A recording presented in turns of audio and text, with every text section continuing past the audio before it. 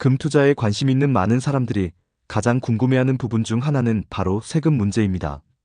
금을 매매할 때 적용되는 세금 기준을 정확히 이해하고 합법적으로 절세하는 방법을 알아보겠습니다. 1. 금거래 유형별 세금 부과 기준. 금거래 방식에 따라 적용되는 세금이 다릅니다. 대표적인 거래 유형별 세금 부과 기준을 살펴보겠습니다. 1. 실물 금 매매 시 세금. 개인이 순도 99.99% 이상의 금을 매매할 경우 양도소득세는 부과되지 않습니다.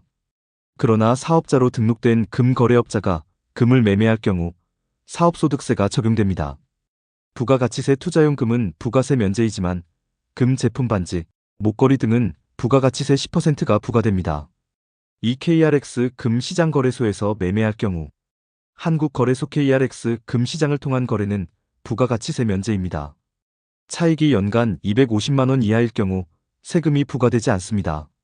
차익이 연간 250만원 초과할 경우 기타 소득세 22%, 소득세 20%, 지방소득세 2%가 부과됩니다.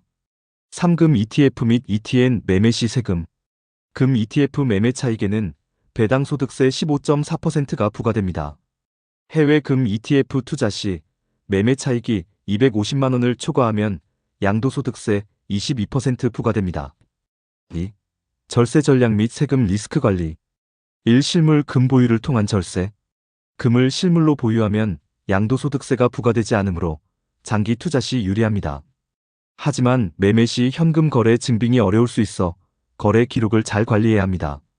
KRX 금 시장에서 연간 250만원 이하의 차익으로 절세. 연간 차익이 250만원을 넘지 않도록 분할 매매하면 세금 부담 없이 거래 가능합니다. 3. 법인 활용을 통한 세금 절감.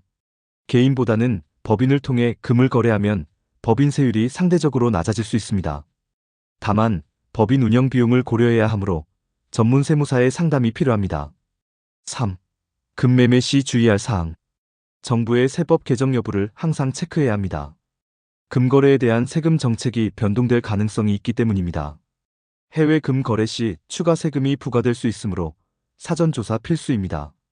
금리와 환율 변동에 따라 금 가격이 달라지므로 적절한 투자 시기를 판단하는 것이 중요합니다. 4. 결론. 금 매매 시 적용되는 세금은 거래 방식과 차익 규모에 따라 달라집니다.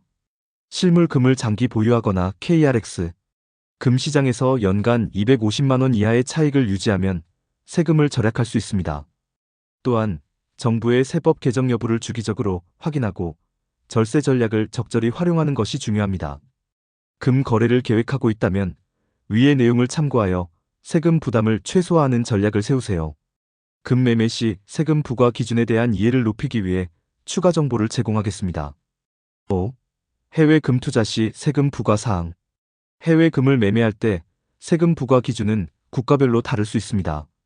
일부 국가는 양도소득세를 부과하거나 더 높은 세율을 적용할 수 있으니 사전에 충분한 조사가 필요합니다. 6. 금 보관과 보험. 금을 집에서 자체 보관하는 경우에도 소득세 대상이 될 수 있으니 주의가 필요합니다. 또한 금을 안전하게 보호하기 위해 금 보험에 가입하는 것도 고려해 볼 만합니다. 7. 금 매매 계약 및 손익 공유. 금 매매 시 손실 발생 시 세금 혜택을 받기 위해 계약서에 손익공